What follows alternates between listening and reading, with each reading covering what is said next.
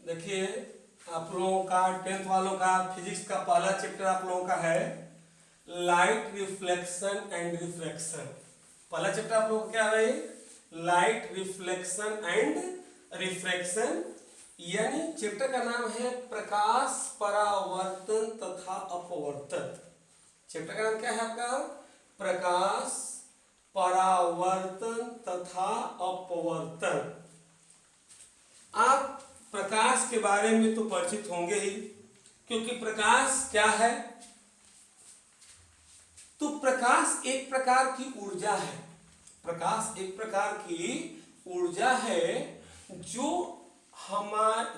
जो किसी वस्तु से टकराकर हमारी आंख की रेटिना को संवेदित करके वस्तु को दिखाने में सहयोग करती है। आपको एग्जाम्पल के रूप में हम आंख बना दे रहे हैं। देखिए, आंख हम लोग का ऐसे होता है, आंख ऐसे होता है और इस तरह से जो है लास्ट में रेटिना होता है। यहाँ पर ये हम लोग का जो पॉइंट है वो रेटिना है। रेटिना ऑब्जेक्ट मान लीजिए कि यहाँ पर है, तो यहाँ से किरण ऐसे जाती है, यहाँ पर जाकर के से ऐसे जाकर मिल जाएगी, और दूसरी किरण यहाँ से जाएगी, यहाँ चली जाएगी, और यही वस्तु हमको दिखाई देती है। लेकिन इसके बारे में डिटेल हम आगे बात करेंगे। यहाँ पर केवल यह जानिए कि प्रकाश क्या करता है, प्रकाश का काम क्या है। तो प्रकाश की परिभाषा आपसे कोई पूछता है तो प्रकाश एक प्रकार की ऊर्जा है जो वस्तुओं को दिखाने में सहयोग करती है। प्रकाश क्या है? तो प्रकाश एक प्रकार की ऊर्जा है जो हमारी आंख की रेटिना पर या रेटिना को संवेदित करके वस्तुओं को दिखाने में सहयोग करती है। अब है प्रकाश का गुण। प्रकाश का गुण, पहला हम पॉइंट आपको बताए हैं प्रकाश के बारे में। दूसरा पॉइंट होगा हमारा प्रकाश का गुण। प्रकाश का गुण क्या है?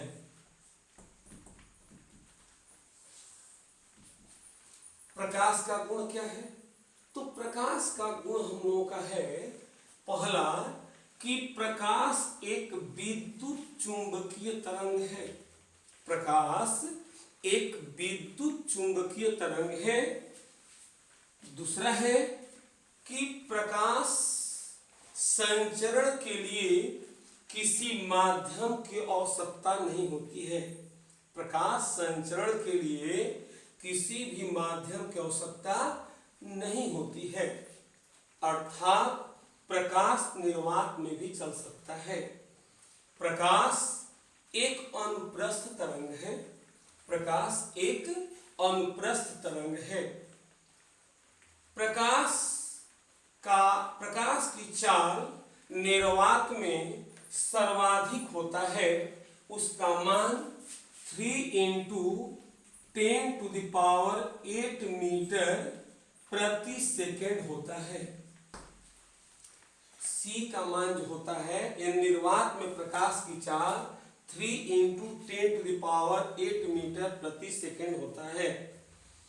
इसके बाद है कि दृश्य प्रकाश का तरंगदैर्घ्य 3900 एंगस्ट्रॉम से 7800 एंगस्ट्रॉम तक होता है। 3900 एंगस्ट्रॉम से 7800 एंगस्ट्रॉम तक होता है। दृश्य प्रकाश का तरंगदैर्घ्य जो होता है वह 3900 एंगस्ट्रॉम से 7800 एंगस्ट्रॉम तक होता है। इसके बाद है कि प्रकाश परावर्तन के नियमों का अनुपालन करता है। प्रकाश परावर्तन के नियमों का अनुपालन करता है। प्रकाश अपवर्तन के नियमों का अनुपालन करता है। प्रकाश में व्यतिकरण तथा विवर्तन की घटना होती है। सोचते होंगे कि व्यतिकरण और विवर्तन क्या है, तो आप यह चीज जो है आप पढ़ेंगे 11 और 12 में, खासकर 12 में पढ़ेंगे, यह चीज 11 में नहीं है। अब है कि प्रकाश में ध्रुवण की घटना होती है। प्रकाश में ध्रुवण की घटना होती है। यह भी बार बार कंपटीशन में पूछा जाता है कि प्रकाश कौन सी तरंग है, तो प्रकाश एक अनुप्रस्थ तरंग है। प्रकाश क्या है? एक अनुप्रस्थ तरंग है। तो कोई भी आपसे पूछेगा कि प्रकाश का गुण बताइए, तो प्रकाश का पहला गुण बोलेंगे कि प्रकाश एक विद्युत चुंबकीय तरंग है। प्रकाश एक विद्युत चुंबकीय तरंग है। दूसरा है कि प्रकाश संचरण के लिए किसी माध्यम की आवश्यकता नहीं होती है। प्रकाश संचरण के लिए किसी भी माध्यम की आवश्यकता नहीं होती है। तीसरा आपका पॉइंट है कि प्रकाश में नहीं, प्रकाश दृश्य प्रकाश का तरंग दैर्घ्य 3900 एंगस्ट्रॉम से 7800 एंगस्ट्रॉम तक होता है। प्रकाश अनुप्रस्थ तरंग है। प्रकाश निर्वात में भी चल सकता है। निर्वात में इसकी चाल सर्वाधिक होती है और उसका मान 3 × 10⁸ मीटर प्रति सेकंड होता है। दृश्य प्रकाश नहीं, प्रकाश परावर्तन के नियमों का अनुपालन करता है। प्रकाश अपवर्तन के नियमों का अनुपालन करता है। प्रकाश में व्यतिकरण तथा विवर्तन की घटना होती है। प्रकाश में ध्रुवण की घटना होती है। प्रकाश में ध्रुवण घटना होती है। व्यतिकरण, विवर्तन और ध्रुवण, इस सब तीनों चीजों के बारे में आप क्लास 12 में पढ़ेंगे। अब इसके बाद है ऑब्जेक्ट, वस्तु। वस्तु कितने प्रकार की होती है? वस्तु कितने प्रकार की होती है? तो वस्तु मुख्य रूप से 2 प्रकार की होती है। वस्तु 2 प्रकार की होती हैं। वस्तुएं जो होती हैं यानी ऑब्जेक्ट कितने प्रकार की होंगी? 2 प्रकार की होती हैं। एक हो जाएगा आपका, कहते हैं दीप्त वस्तुएं, लूमिनस ऑब्जेक्ट। दीप्त वस्तुएं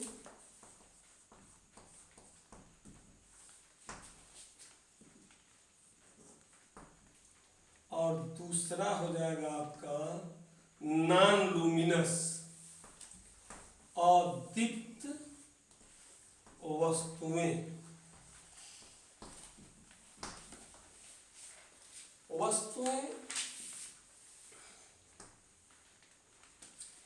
तो वस्तुएं कितने प्रकार की होंगी? 2 प्रकार की होंगी। इसको सोर्स भी कहा जाता है, luminous and non luminous. Luminous मतलब हो गया दीप्त वस्तुएं और नॉन लूमिनस मतलब हो गया अदीप्त वस्तुएं। तो दीप्त वस्तुएं किसे कहते हैं? दीप्त वस्तु किसे कहेंगे आप? तो दीप्त वस्तु की परिभाषा है कि ऐसी वस्तुएं जो स्वयं प्रकाश को उत्सर्जित करती हैं दीप्त वस्तुएं कहलाती हैं। ऐसी वस्तुएं जो स्वयं प्रकाश को उत्सर्जित करती हैं दीप्त वस्तुएं कहलाती हैं। जैसे देख रहे हैं हम लोग, ये वीडियो लाइट के सामने बना रहे हैं। ये बल्ब हमारा क्या है? तो दीप्त वस्तु है। तारा क्या है? दीप्त वस्तु है। सूर्य क्या है? दीप्त वस्तु है। ये आपका एग्जाम्पल होगा। और दीप्त वस्तुएं किसे कहते हैं? तो अदीप्त वस्तु की परिभाषा है कि ऐसी वस्तुएं जो स्वयं प्रकाश को उत्सर्जित नहीं करती हैं अदीप्त वस्तुएं कहलाती हैं। ऐसी वस्तुएं जो स्वयं प्रकाश को उत्सर्जित नहीं करती हैं अदीप्त वस्तुएं कहलाती हैं। जैसे हो गया चंद्रमा। जैसे में क्या हो जाएगा? चंद्रमा। चंद्रमा के पास अपना प्रकाश नहीं होता है, वह सूर्य के प्रकाश से प्रकाशित होता है। ऐसे तमाम सी वस्तुएं हैं। अब इसके बाद है प्रकाशिक माध्यम। अगला पॉइंट हम लोग क्या है? प्रकाशिक माध्यम। प्रकाशिक माध्यम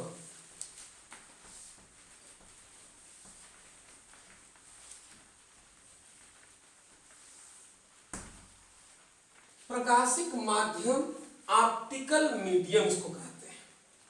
प्रकाशिक माध्यम ऑप्टिकल मीडियम ऐसा माध्यम, देखिए परिभाषा का नाम पर है, प्रकाशिक माने प्रकाश, मीडियम माने माध्यम।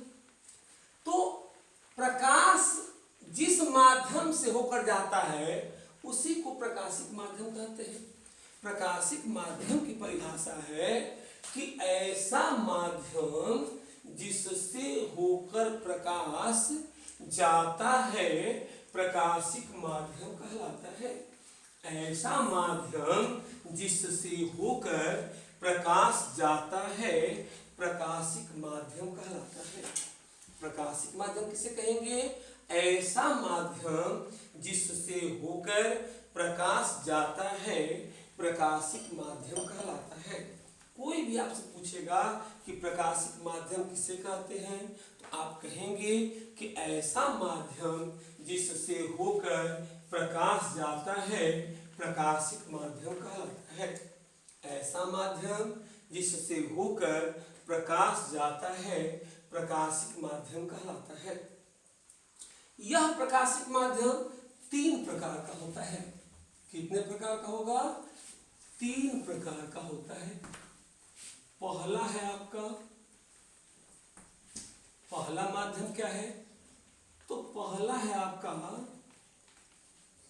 पारदर्शक माध्यम।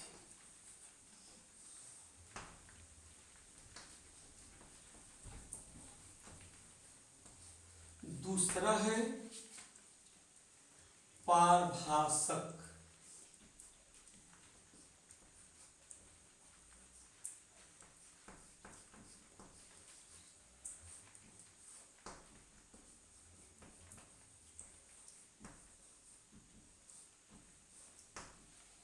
और तीसरा है आपका अपारदर्शक।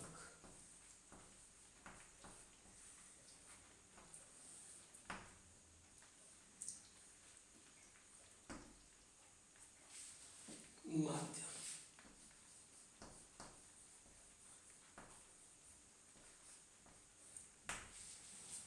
पहला है आपका पारदर्शक माध्यम, दूसरा है पारभासक माध्यम और तीसरा है अपारदर्शक माध्यम। पहला है पारदर्शक, ऐसा माध्यम जिससे होकर प्रकाश का अधिकांश भाग आर पार निकल जाता है पारदर्शक माध्यम कहलाता है। ऐसा माध्यम जिससे होकर प्रकाश का अधिकांश भाग आर पार निकल जाता है पारदर्शक माध्यम कहलाता है। पारदर्शक माध्यम का परिभाषा आप क्या बोलेंगे? ऐसा माध्यम जिससे होकर प्रकाश का अधिकांश भाग आर पार निकल जाता है पारदर्शक माध्यम कहलाता है। जैसे वायु, कांच इत्यादि। अब है पारभासक माध्यम। पारभासक नाम पर आधारित है परिभाषा है। पारभासक पार करेगा लेकिन थोड़ा सा करेगा। इसका अर्थ यह है कि ऐसा माध्यम जिससे होकर प्रकाश का थोड़ा सा ही भाग बाहर निकलता है पारभासक माध्यम कहलाता है। ऐसा माध्यम जिससे होकर प्रकाश का थोड़ा सा ही भाग बाहर निकलता है पारभासक माध्यम कहलाता है। जैसे तेल लगा हुआ कागज, तेल लगा हुआ कागज, घिसा हुआ कांच, गंदा जल इत्यादि। अब है अपारदर्शक, ऐसा माध्यम जिससे होकर प्रकाश का थोड़ा सा ही भाग बाहर न निकले अपारदर्शक कहलाता है। ऐसा माध्यम जिससे होकर प्रकाश का थोड़ा सा भी भाग बाहर नहीं निकलता है अपारदर्शक कहलाता है।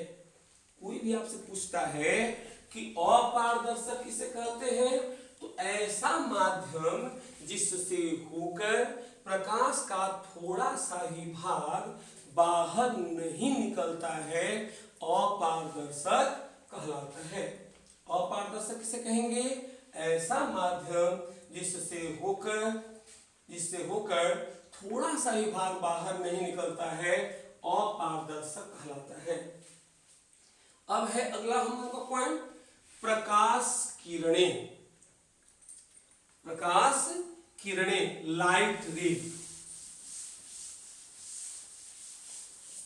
प्रकाश किरणें, प्रकाश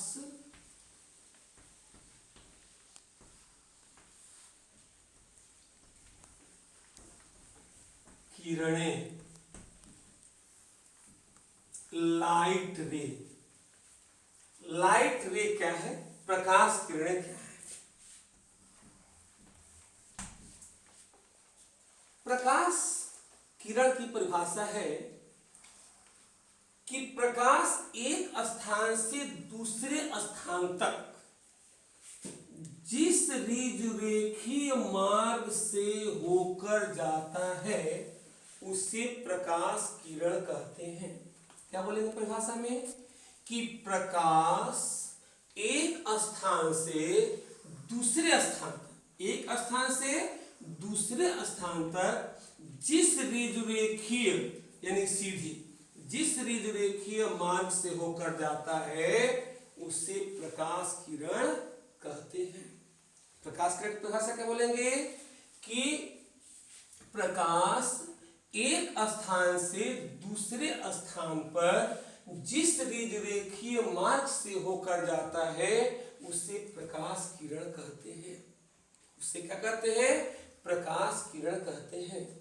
अब है कि प्रकाश किरण जो होता है वह 3 प्रकार का होता है। कितने प्रकार का होगा, 3 प्रकार का होता है। देखिए कैसे, तो पहला है आपका अभिसारी,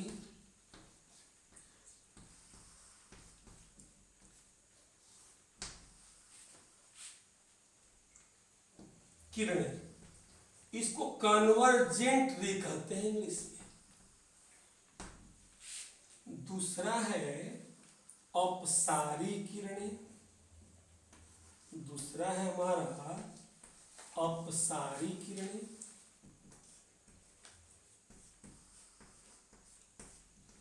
इसको डाइवर्जेंट रे कहते हैं इंग्लिश में। और तीसरा है आपका समांतर किरणें।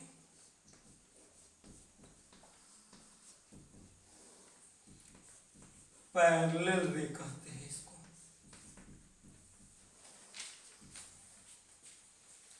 पहला है अभिसारी किरणें,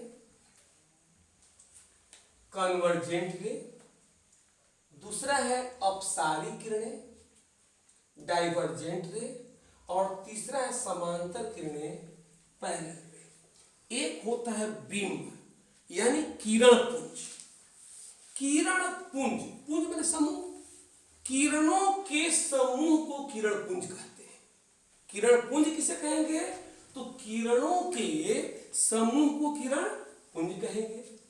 अब इसमें पहला आ गया अभिसारी। देखिए आपको परिभाषा याद नहीं रखना है, केवल आप फिगर देख लीजिए, परिभाषा अपने आप आ जाएगा।